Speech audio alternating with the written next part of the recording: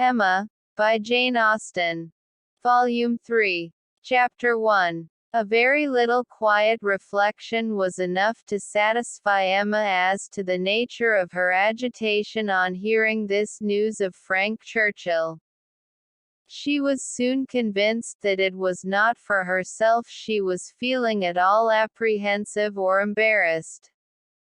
It was for him. Her own attachment had really subsided into a mere nothing. It was not worth thinking of, but if he, who had undoubtedly been always so much the most in love of the two, were to be returning with the same warmth of sentiment which he had taken away, it would be very distressing. If a separation of 2 months should not have cooled him, there were dangers and evils before her. Caution for him and for herself would be necessary. She did not mean to have her own affections entangled again, and it would be incumbent on her to avoid any encouragement of his.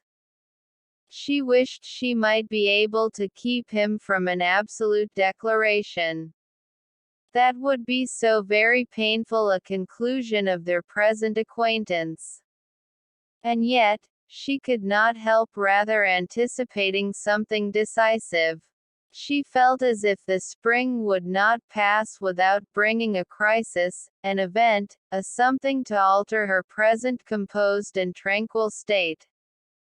It was not very long, though rather longer than Mr. Weston had foreseen, before she had the power of forming some opinion of Frank Churchill's feelings. The Enscombe family were not in town quite so soon as had been imagined, but he was at Highbury very soon afterwards. He rode down for a couple of hours, he could not yet do more. But as he came from Randalls immediately to Hartfield, she could then exercise all her quick observation, and speedily determine how he was influenced, and how she must act. They met with the utmost friendliness. There could be no doubt of his great pleasure in seeing her. But she had an almost instant doubt of his caring for her as he had done, of his feeling the same tenderness in the same degree. She watched him well. It was a clear thing he was less in love than he had been. Absence, with the conviction probably of her indifference, had produced this very natural and very desirable effect. He was in high spirits, as ready to talk and laugh as ever, and seemed delighted to speak of his former visit, and recur to old stories, and he was not without agitation. It was not in his calmness that she read his comparative difference. He was not calm, his spirits were evidently fluttered. There was restlessness about him. Lively as he was, it seemed a liveliness that did not satisfy himself. But what decided her belief on the subject, was his staying only a quarter of an hour, and hurrying away to make other calls in Highbury. He had seen a group of old acquaintance in the street as he passed. He had not stopped, he would not stop for more than a word, but he had the vanity to think they would be disappointed if he did not call, and much as he wished to stay longer at Hartfield, he must hurry off.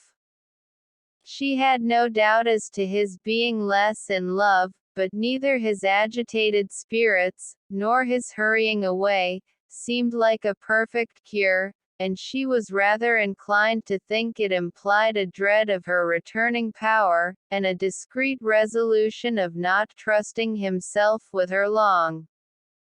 This was the only visit from Frank Churchill in the course of 10 days. He was often hoping, intending to come, but was always prevented. His aunt could not bear to have him leave her. Such was his own account at Randalls. If he were quite sincere, if he really tried to come, it was to be inferred that Mrs. Churchill's removal to London had been of no service to the wilful or nervous part of her disorder. That she was really ill was very certain, he had declared himself convinced of it, at Randall's. Though much might be fancy, he could not doubt, when he looked back, that she was in a weaker state of health than she had been half a year ago. He did not believe it to proceed from anything that care and medicine might not remove, or at least that she might not have many years of existence before her, but he could not be prevailed on, by all his father's doubts, to say that her complaints were merely imaginary, or that she was as strong as ever. It soon appeared that London was not the place for her. She could not endure its noise.